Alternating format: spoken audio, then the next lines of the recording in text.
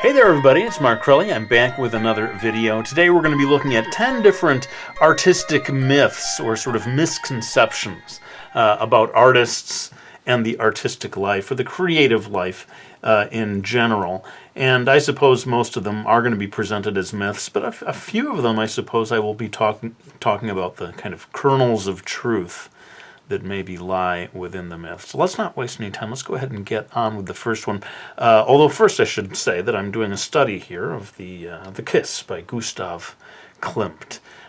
Since I thought, well, we're going to be talking about art and artists, why not give you guys something to look at by way of me getting a little practice in. I'm doing this with watercolors. I'm sure the original was oil paints. But okay, enough of that. Let's go ahead and get on to the first one, and it goes like this. Number one, artists are weirdos, rebels, and or degenerates. So yeah, I put this up front and center as the first one. I think there is this sort of impression of certainly modern artists that they are, at the very least, marching to the beat of a different drummer. Or at least, in some cases, we really do have the idea that they're almost like crazy people, that they don't adhere to the rules of society. And with so many of these things, I guess I'm just here to say, look, there's not one type of artist. There's so many different kinds of artists, and basically, as with every other profession, basically, you can find so many different varieties of artists, and many of them are much more conforming to the rules of society, and don't really have this instinct for rebellion. My latest book, My Last Summer with Cass, actually sort of wrestles with this a little bit, presenting two different characters, one of which, Megan, the main character, is much more of a sort of conformist, sort of follows the rules, and then her friend, Cass, is more of this, what we talk about as this sort of rebel artist who has an instinct to go her own way and maybe almost seems to even enjoy shocking people or puzzling people. But of course, that is not the case for all artists. Anyway, let's move on to the next one, myth number 2, a little bit related. Artists are night owls. Either that or they work obsessively day and night until the project is complete. I'm certainly not a night owl, so I wanted to get that in there. I'm a morning person, and I think a lot of artists are. In fact, I've heard from a lot of artists who really do keep, surprisingly, to a kind of a 9 to 5-ish schedule. I've been self-employed ever since around 1995, certainly by 96. I was full-time self-employed. I could have made any hours that I wanted to, and I basically hardly ever did a lot of work at night. And these days I work, instead of 9 to 5, I work 8 to 4. How's that for a wild, schedule? But anyway, there's maybe a kernel of truth that an awful lot of people seem to feel inspired at night. Those of you watching the video, I'd be interested to see in the comment section. Are you one of these artists who gets their best work done at night? Let me know. In fact, I feel like this topic, as I started to think about it, and I came up with 10 of them, but I feel like there's going to be more. And I predict that I'm going to be able to do a second video later on in which I return to this topic with more examples of different sort of artistic myths or misconceptions. Let's move on now to myth number 3. Artists can only create good work when they feel inspired. They often lie around doing nothing until inspiration strikes. Now, this is a dangerous myth, especially for aspiring artists. If you feel that you need to be inspired to create good work, this is going to get you in trouble in terms of if you aim to do it professionally. You need to be able to work, on a daily basis, whether you feel inspired or not. And I think, most artists who do work, full-time and have to produce work one way or another, even on days when they don't feel like it, I think they would agree that they find very often that a day when you feel uninspired can change halfway through. Once you get in there and start getting the work done, you find yourself getting back into it and the inspiration kicks in. I think it's dangerous, this idea of thinking, well, I need to feel inspired before I can even start doing anything. That could really get you into trouble. Of course, the opposite may be a problem for someone who's working all the time, working too much, and they do need to take a break and do something else for a while. But anyway, I wanted to get that one in there about the waiting for inspiration. I think it is, very often you gotta go and make that inspiration happen. Especially if you're on a schedule and you have a deadline, you can't afford to have this sort of, well, I don't feel inspired today, I guess I'll just watch TV. That's not going to work. That's not going to cut it as an excuse. Let's move on now to myth number 4. Artistry can't be taught. You either have it or you don't.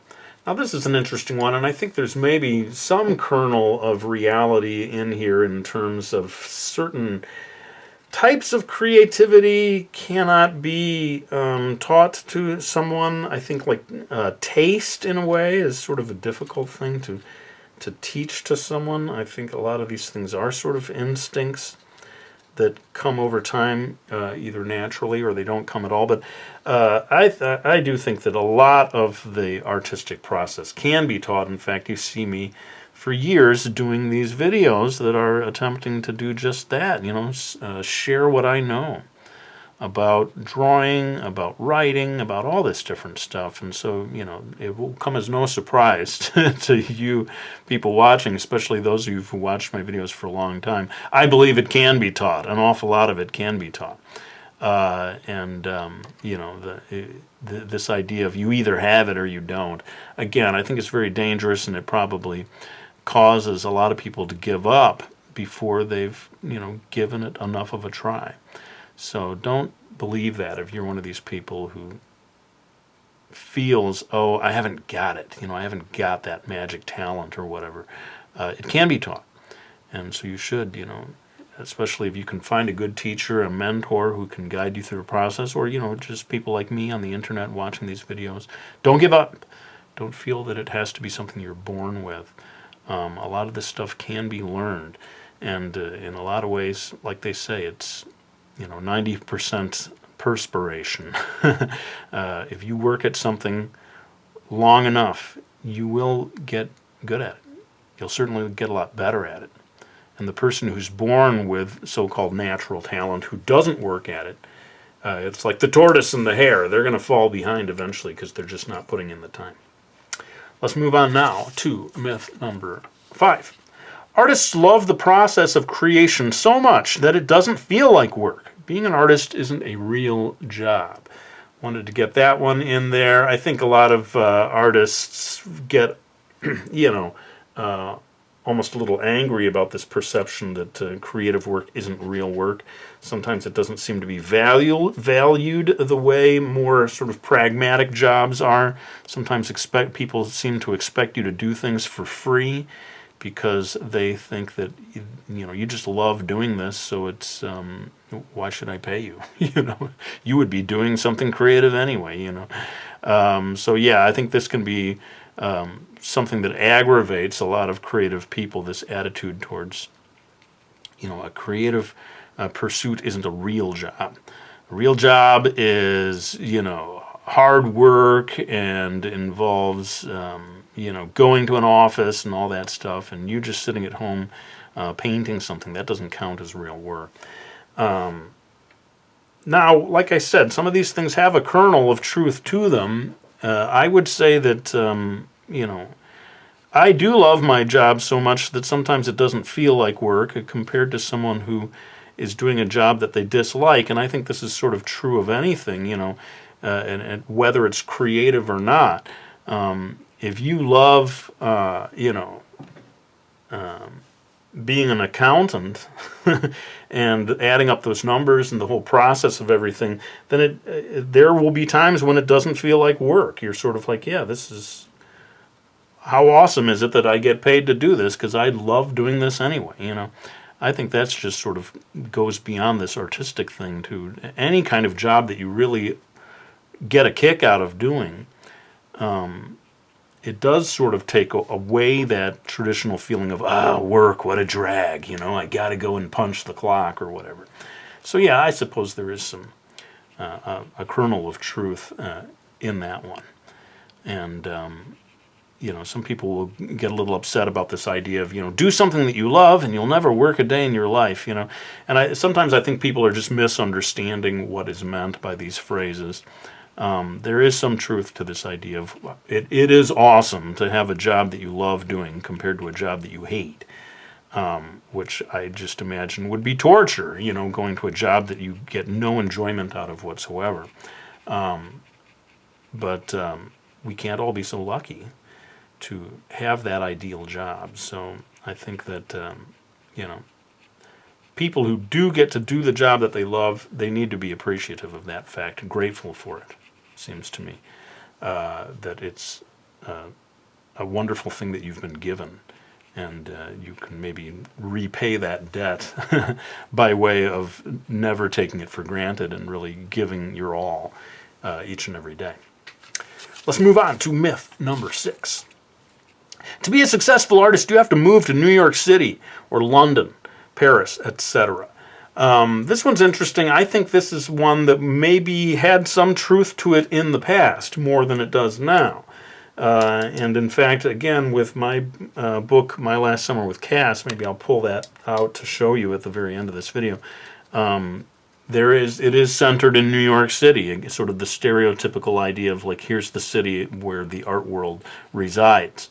In the past, I think it is maybe true for, like, a magazine illustration, different things like that. You had to go to New York City because that's where the jobs were. I think with the internet coming along, that has changed things quite a lot, and you can continue to live almost anywhere. And you don't have to move to New York City. In fact, I wonder if there is an aspect of fewer artistic people moving to New York City now than would have been the case, say, back in the 50s. I incidentally had a period of time where I tried to find work as an artist in New York City, and it just didn't pan out for me. This was in the autumn of 1994. So in a way, I can speak to this personally. Going to New York City did not magically work for me, and I didn't find my real success until I came back to Michigan, and that's where it really started to happen for me. Anyway, let us continue on to the next one, and then maybe I'll take a break and time-lapse through some of this work. Myth number 7, though a few become incredibly wealthy, the vast majority end up as starving artists. This is an interesting one because I do think that there's this sort of tendency to want to sort artists into two drastically different categories. The ones that make it big, and then everyone else is a starving artist. And you know, I think naturally enough that there is a gradation between those two extremes, and you will find an artist at every step along that pathway, from starving all the way up to fabulously wealthy. Every step along the way, there is an artist working at that level. And I suppose just because traditionally painters and so forth had to really rely on selling an actual painting to somebody to even get food to eat. You know, I think that probably was born out of some reality of artists who could barely get by. Compared to, you know, I don't know, if you go into plumbing or something like that, it seems like you even at the lowest level, you probably are going to be able to put food on the table, because there's this practicality of people needing plumbing repairs, you know, and that kind of thing. So yeah, that's an interesting one, actually, that is, and I have to maybe even think about that a little more. Is there something about the pursuit of art that has, at least in the past maybe, uniquely presented challenges towards making a living? So let's take a break here as I use time-lapse to complete more of this artwork. I'll zip through a lot of the, adding color, and then I'll come back and we'll go through the last 3 myths for the video.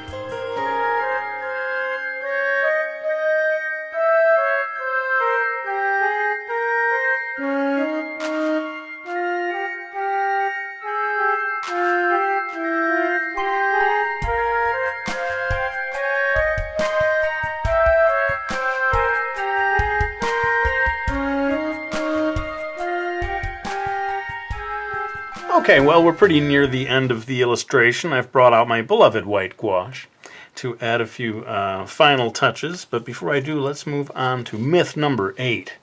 You need to suffer to create great art. The best art is all about personal expression and digging into your own psyche.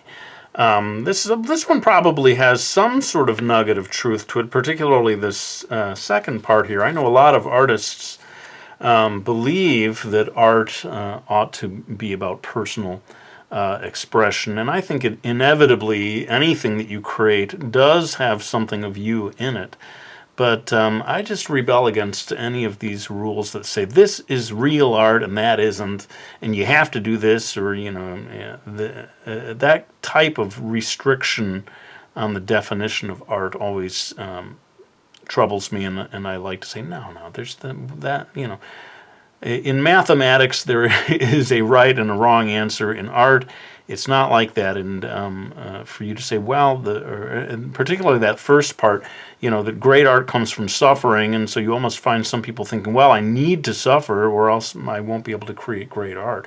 Or the only art that's worthy of being taken seriously is something that is born out of suffering and is sort of dark and serious, and that makes me want to stick up for like comedy and humor, stuff like that. That's also real art, and we do have a tendency, I think, you look at the Academy Awards, and the winning movie is almost always a very serious one. Comedy movies hardly ever seem to win for Best Picture. I think there is this aspect of, the serious, heavy stuff being the real art.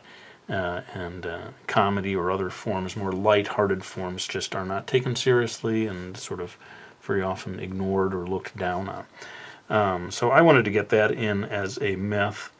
Let's move on now to myth number 9. Artists toil in obscurity until they are discovered, at which point they suddenly become famous. This idea of being discovered, and that you need that in order to reach your full potential as an artist. I just don't know if that kind of thing happens now. I suppose it did in the past. When I read stories about people who got some sort of agent or manager who got behind them and pushed them into the spotlight, I'm very envious of that. I'm like, boy, I wish I had this sort of magical fairy godmother character that had come along and discovered me and solved all my problems.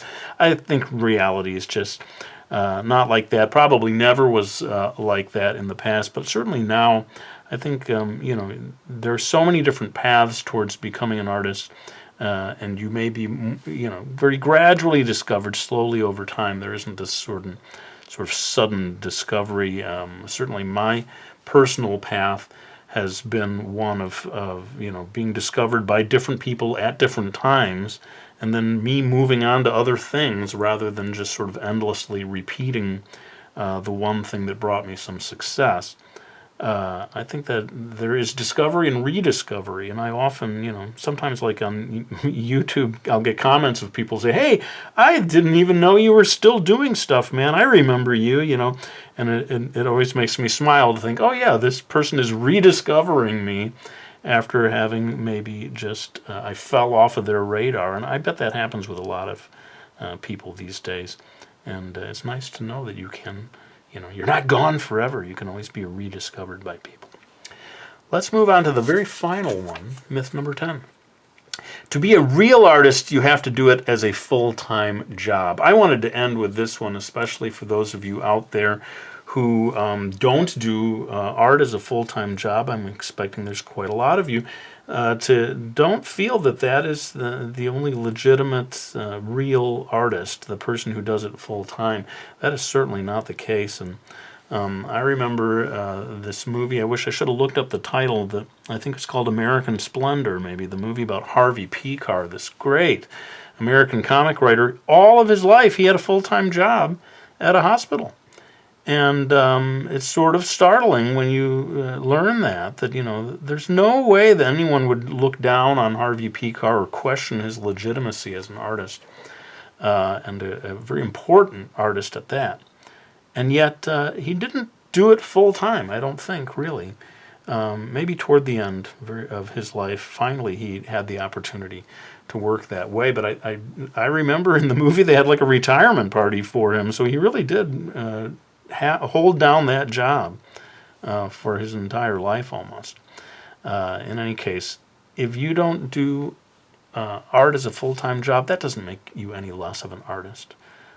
Far from it. It's just about, you know, creating your stuff and putting it out into the world. And arguably people who do it completely just for love without being paid for it, there's a purity there that the full-time artist doesn't have. Certainly one who has to, you know, work according to the requirements of you know, an art director who is telling them to do this and that and the other thing. If you're doing your own art without being paid for it, you're free to do it as you please. So there's a purity there, and that is something to be celebrated. And that, my friends, brings us to the end of this video. Like I said, I think there's enough material here to do a whole second video. Leave some of your thoughts about things that you think of as creative myths or misconceptions about artists and the artistic life. I've got some ideas already of my own, and I think for sure we're going to return to this and do a part 2, maybe even 10 more different misconceptions to be explored. But for now, I want to make sure I thank everyone who has supported me by getting any of my books. So give me a second. I'm going to go ahead and grab them so that I can say thank you. Here is My Last Summer with Cass that I referred to, my graphic novel that really does focus a lot on the types of issues we discussed today.